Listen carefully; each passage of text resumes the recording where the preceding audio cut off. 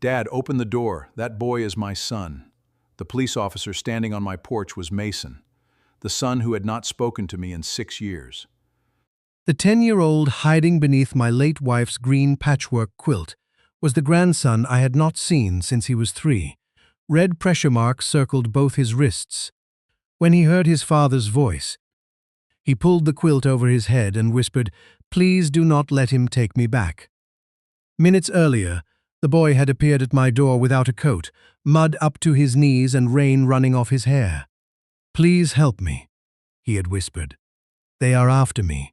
I had barely brought him inside when police sirens washed red and blue across my windows. Mason stepped from the lead cruiser, saw me through the glass, then looked past me toward the child. That was when he told me the frightened boy was his son. For a moment, the storm seemed to stop making sound. I had last seen Eli when he was 3 years old. He had been small enough to sit on my shoulders at the county fair. After Mason's marriage ended, Eli's mother moved out of state. Mason blamed me for refusing to take his side in the custody fight. And then he stopped answering calls. The break between us had begun earlier than that. Mason became a police officer at 26 and carried the uniform as if it finally settled every argument we had ever had. I was proud of him. I was also frightened by how quickly he began treating questions as disrespect. 6 years ago, he asked me to tell an internal reviewer that he had spent an entire night at my house. I knew he had arrived shortly before dawn. I refused to change the time. The inquiry ended without criminal charges, but Mason never forgave me for declining to be his alibi. "You trust procedure more than your own son," he said.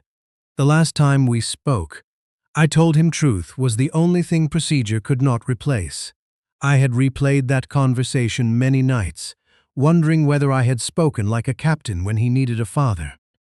I also knew Mason had not begun as the man on my porch. I later learned that after Eli's mother became ill, medical bills and custody costs swallowed most of what he earned. He started talking about favors as if they were debts people owed him. A referral payment became compensation. A changed report became helping an overworked system. Each excuse made the next line easier to cross. Seeing Eli beneath the quilt brought the old question back, but regret about my tone could not make the marks on a child's wrists disappear. I knew Eli existed. I did not know his mother had died 3 months earlier. I did not know he had returned to Mason. I did not know my son had placed him in a private youth facility called Wren House. All I knew that night was that a 10-year-old boy had arrived without a coat, with mud up to his knees and red pressure marks around both wrists. I had been a fire captain for 32 years. Emergencies taught me to separate what I feared from what I could prove. I did not ask Eli to tell me his whole story. I asked whether he was bleeding, whether he could breathe, and whether anyone needed immediate medical help. Then I called emergency dispatch, the state child protection hotline myself. I told both of them exactly who stood outside. "The responding officer says he is the child's father," I said. "The child says he is afraid to go with him. There are visible marks. I need a neutral child welfare responder and medical assessment." Mason knocked again. "Dad, you are interfering with a runaway recovery," he called through the door. "Open up before this becomes kidnapping." Ellie pulled the quilt over his head. When I slid the deadbolt into place, he flinched so hard the quilt slipped from one shoulder. "The quiet room had 2 locks," he whispered. I did not ask him to explain. The name was enough to make the marks around his wrists feel colder. I looked at the exterior security monitor beside my coat hooks. A visible camera above the porch light covered only the front steps and driveway. A second camera faced the gate. My wife and I had installed them after several break-ins in the neighborhood. I activated the system's evidence preservation setting and told dispatch the exterior encounter was being recorded. I did not turn on any interior camera. There was none. Eli's private words inside my house were not part of the recording. That was my first evidence decision. It was not a trap for my son. It was a way to keep a frightened child's safety from becoming one officer's version against one old man's memory. Two other local officers stood in the rain behind Mason. One was a patrol supervisor. I opened the inner door but left the glass storm door locked. "Show me the order placing Eli in Wren House," I said. Mason held up a folder. "I am his father. I do not need your permission." "You need more than anger to remove a child who is reporting harm." His face tightened. "You always do this. You make yourself the moral authority in everybody else's emergency." The supervisor stepped closer. "Do you have the current placement order with you?" she asked him. Mason turned toward her. "The facility called him in as an endangered runaway. I am the assigned officer and the parent." "Then you have two conflicts," she said. "We wait for child protection." That sentence may have saved Eli from being placed back in the cruiser. Mason did not draw a weapon or force the door. He knew the porch camera was there. He knew his supervisor had heard the same request. Instead, he tried to sound like a worried father. "Ellie has violent episodes," he said. "Wren House knows how to manage him. He ran during a transport because he does not understand consequences." From behind me, Eli said, "I am not violent." His voice was so small that the supervisor looked away for a second. The child protection responder arrived with an ambulance 25 minutes later. She spoke to Eli inside while I waited in the kitchen. Mason was not allowed into that conversation. Neither was I. The responder examined the placement paper Mason had brought and said she could not verify it that night. Because of Eli's physical condition, his fear, the disputed document, and Mason's conflict as both officer and parent, Eli would go for medical evaluation and an emergency neutral placement until a judge or authorized child official reviewed the situation, Mason argued. The supervisor told him the decision was not his to override at the scene. When Eli came out, he was still wrapped in the green quilt. "Can I keep this?" he asked me. "For tonight," I said. "It belonged to your grandmother." He pressed his cheek into one of the faded squares. Mom had a picture of it. That was how he had found me. His mother had kept an old holiday envelope with my address and a photograph of my wife sewing the quilt at our dining table. When Eli escaped near Wren House during the storm, he followed road signs and house numbers until he reached the porch from the photograph. I did not ask how he escaped. That question belonged to the trained people keeping him safe, not to a grandfather gathering a dramatic story. Before the ambulance left, Mason leaned close enough for only me and the porch camera to hear. "You have no idea what you just started," he said. "Then bring the real records in daylight," I answered. He looked at the camera above the porch light and stepped back into the rain. The ambulance doors closed with Eli still holding the quilt. I watched the vehicle until its lights vanished at the end of the road. Only then did my knees begin to shake. During fires, fear waited until the last person was outside. That night, it waited until my grandson was inside an ambulance with people whose names I did not know. I had protected him from an immediate return, but I had not earned the right to decide where he went next. The patrol supervisor remained on the porch after Mason drove away. She told me his local department would preserve its dispatch and body camera records. Because Mason was both parent and responding officer, she would ask an outside reviewer to examine the scene. "Do not call him tonight," she warned. "Do not post the video. Do not ask the child to repeat anything." I thanked her. Her restraint helped more than a promise that Mason would be punished. The emergency was not over. It had only moved into rooms where evidence and safety could be separated from family anger. At dawn, I called my attorney and a licensed investigator experienced in child safety cases. I authorized her to preserve the original exterior files and dispatch timeline without editing either one. She confirmed the boundary. The visible system could document my porch and driveway. It could never follow anyone into a home, hospital, bedroom, bathroom, or other private space. She could preserve a real property meeting, not invent one or coach Eli. "Eli will not be part of any evidence operation," I said. "Good," she replied. Protect the child, test the adults. My daughter Rachel arrived while the investigator was examining the exterior file. Mason had called her first. He told her I had hidden his son from police, exaggerated ordinary restraint marks, and interfered with a lawful placement. He said grief and age had made me reckless. Rachel walked into my kitchen ready to be angry. Then she saw the wet mud by the door, the ambulance receipt on the counter, and the empty space where her mother's quilt had been kept. "Mason has a son living here," she asked. "He has a son in emergency protection," I said. "The boy is Eli." Rachel sat down slowly. She had not seen Eli since his 3rd birthday either. Mason had told her the child's mother wanted no contact with our family. He had never told her that she died. Rachel found an old message on her phone while we sat at the table. 6 months earlier, Eli's mother had written, "If anything happens to me, please make sure Eli knows your father's address." Rachel had assumed it was part of an argument and never answered. The message ended with a photograph of the same holiday envelope Eli carried through the storm. Rachel pressed the phone against her forehead. "I could have called her." "Maybe," I said. "Or maybe Mason would have cut off contact sooner. We cannot build today's decision out of the call we wish we made." She looked toward the porch. "What was Eli running from?" "The child protection interview may answer that." We wait. Waiting did not mean doing nothing. Rachel preserved the message and sent it through the child protection official.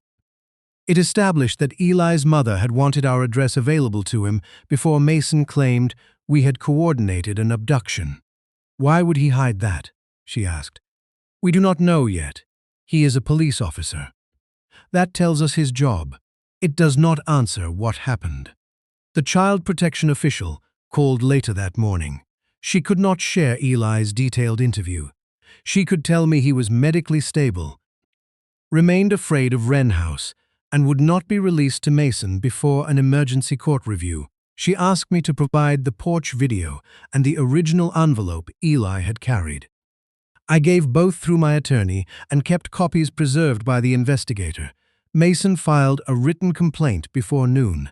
He accused me of custodial interference and claimed I had encouraged Eli to run. That claim failed the simplest fact. I had not known Eli was in the state until he knocked on my door. But a false complaint did not become harmless merely because it was weak. Mason wore a badge. His words entered systems that could affect whether I saw my grandson again. The State Public Integrity Office opened a preliminary review because the complaint involved a local officer acting in a matter concerning his own child. They did not declare Mason corrupt. They asked for the exterior recording, dispatch audio, Wren House placement paper, and his runaway report. The first mismatch appeared in the report. Mason had labeled Eli a violent runaway requiring immediate return without delay. He wrote that Wren House held a valid emergency placement order. But the order number on his report did not match any active family court file the child protection official could locate that morning. Rachel found the second mismatch herself. The Guardian page named her as Eli's emergency family contact and listed an apartment she had left 4 years earlier. Beside her name were typed initials she had never used. "He copied this from Mom's old school form," she said. "Mason asked me for it after the funeral." Then she searched their messages and found what he had told her 3 weeks before Eli ran. "Wren House is only a school," Mason had written. "It is not a residential placement, so the custody restriction does not apply." Rachel forwarded both items to the reviewer herself. "He knew the restriction mattered," she said. "And he used my name to make it look as if the family had agreed. That did not prove who created the false page. It did prove Rachel was no longer merely listening to 2 men define what had happened to her nephew." The director of Wren House called me that afternoon. He spoke with the soothing voice of a man accustomed to frightened parents. "Mr. Reed, Eli is a troubled child," he said. "He tells dramatic stories when he is asked to follow structure. Your son made a responsible placement. Send the original court order to child protection. We have provided what is necessary, then provide it again. His voice cooled. You are not Eli's legal guardian. That is why I am asking the legal guardian and the facility to use the official process. He offered to come to my house with Mason and explain the placement. I told him any meeting would occur in daylight on my covered porch, with Rachel present, the child protection reviewer notified, and Eli somewhere safe. The investigator said the meeting could be lawfully preserved by the existing visible exterior system. We would not conceal equipment. We would not bring Eli. I would ask only for the documents they already claimed were valid. That meeting became my second irreversible choice. If Mason had made a mistake, and the director had misled him, the real order would give him a path to admit it. If they knew the paper was false, asking them to place it beside the public record might force a different choice. Rachel was not comfortable. What if Mason says you set him up? Then the visible camera, the child protection notice, and the questions will show what I did. And if he admits something? I looked at the empty chair where Eli had sat under the quilt. Then I will not hide it because he is my son. The child protection official agreed that we could receive copies, but warned us not to attempt a custody negotiation. Her office, not our porch, would decide Eli's immediate placement. Before the meeting, the state reviewer confirmed that Wren House was licensed for residential supervision but already under a corrective warning over its locked room and extended emergency holds. That did not prove Eli's account. It made his fear specific enough to investigate. The investigator also confirmed that Mason had signed more Wren House recovery reports than any other local officer during the previous year. The number alone proved nothing. Wren House sat inside his patrol area. What mattered was whether money, false classifications, or invalid orders connected those returns.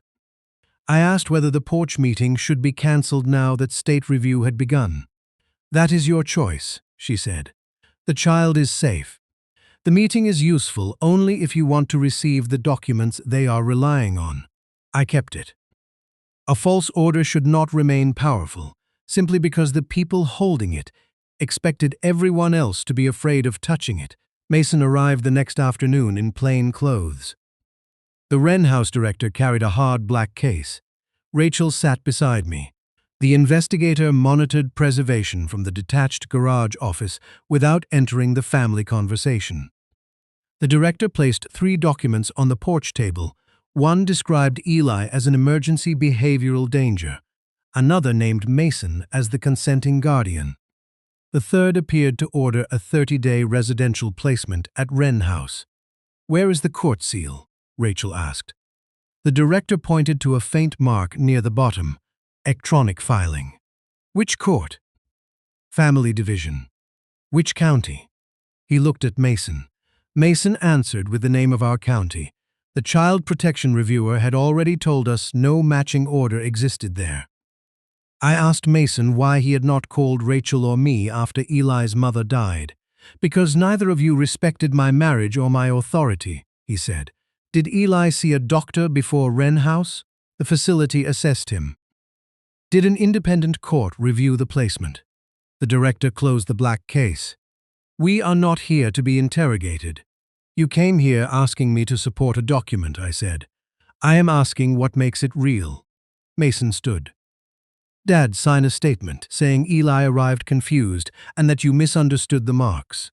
The kidnapping complaint goes away, and Rachel can have supervised visits after he returns. Rachel looked at him as if she no longer recognized the shape of his face. You filed a kidnapping complaint against Dad. He kept my child from me. Child protection made the placement. Because he called them before opening the door. There was the truth Mason could tolerate. Every neutral decision had to be somebody else's betrayal.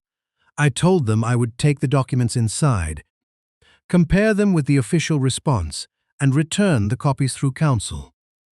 Rachel came with me. Mason glanced at the visible porch camera. Then he guided the director down the steps to the gravel turnaround beside their vehicle, beyond what they believed the porch microphone could carry. They had received written notice that the exterior property meeting could be documented. What they mistook was the reach of the licensed investigator's lawful observation from my property. She entered no vehicle, home, or private room and fabricated no conversation. She simply kept preserving the voluntary business exchange they had come to conduct. Through the kitchen monitor, Rachel and I could see the two men blaming each other. The rain allowed us to hear only pieces. "You said your father would sign," the director said. "He will when the kidnapping complaint reaches a judge. The state is asking about the 3 returns." "Then call them consulting payments, like before." The director's voice sharpened. $15,000 does not disappear because you change the label." Rachel gripped the kitchen counter. Mason looked toward the house. Ellie saw the ledger. "That is the problem."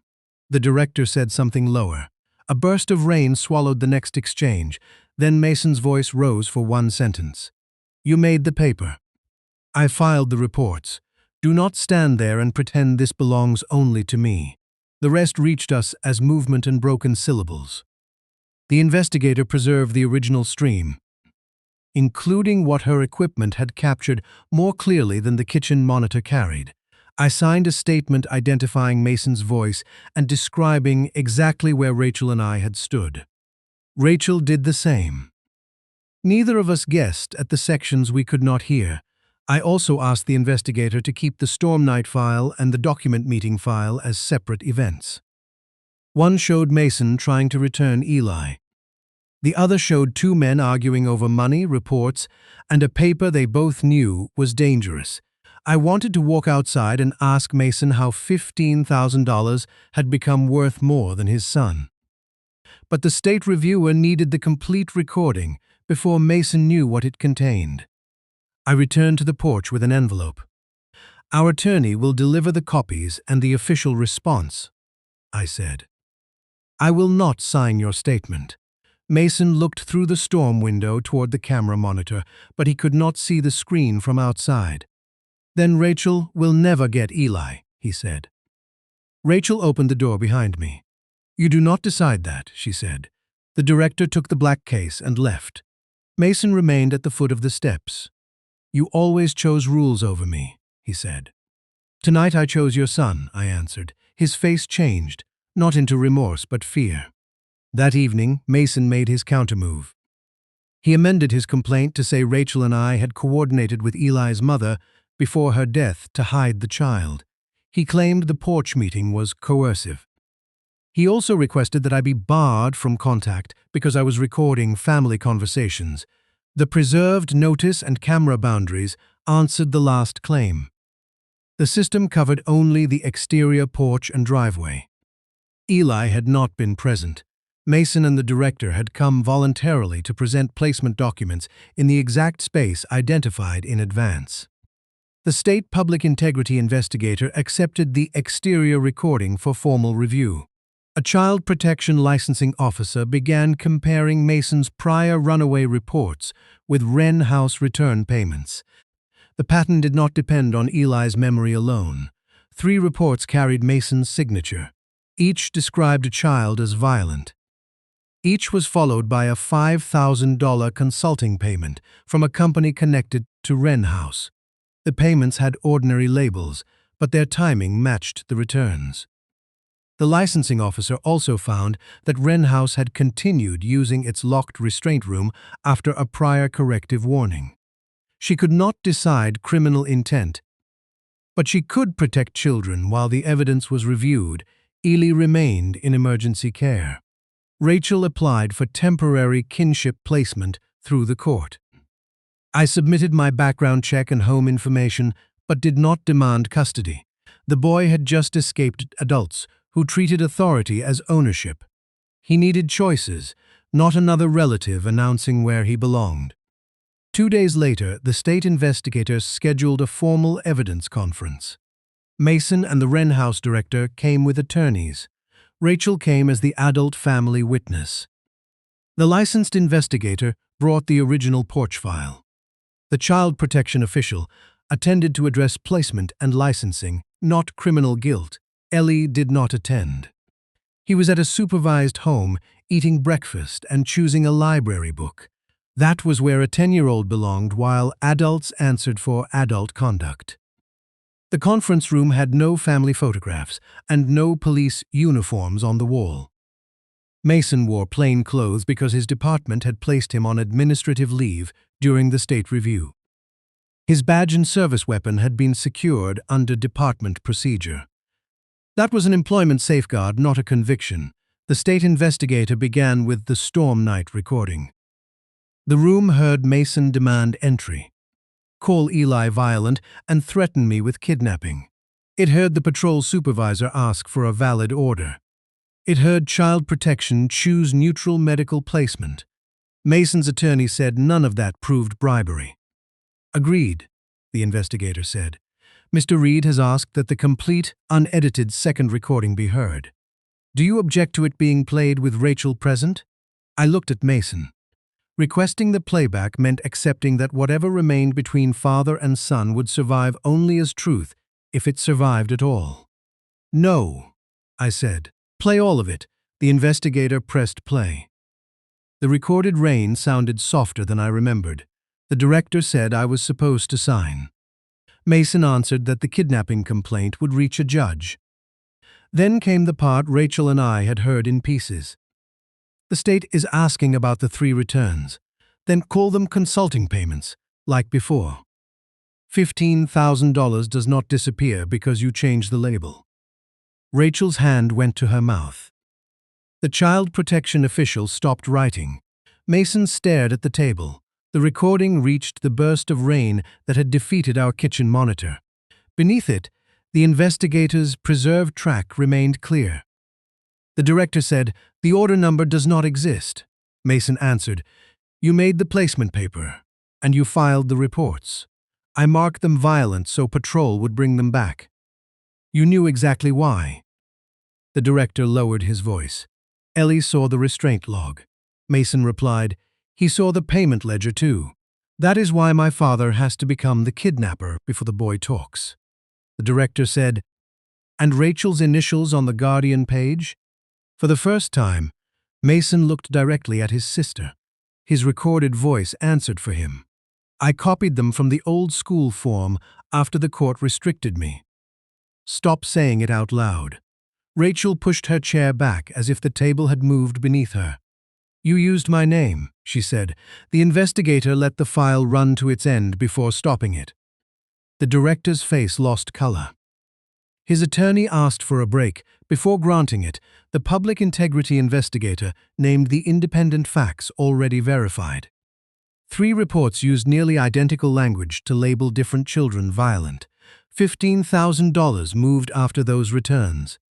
Eli's order number did not exist, and Rachel had denied the initials before hearing the recording. The paperwork showed the pattern. Their own argument supplied the knowing purpose behind it. Rachel looked at Mason. "You let me think Mom's family had abandoned Eli," she said. Mason's attorney told him not to answer. The director tried to call the payment transfers consulting fees. His attorney stopped him too. No one in the room needed a confession after confrontation. Their unguarded argument had already said what their lawyers were now entitled to keep them from repeating. The investigator stated that the recording and records would be submitted for warrants. Then both men left with their attorneys.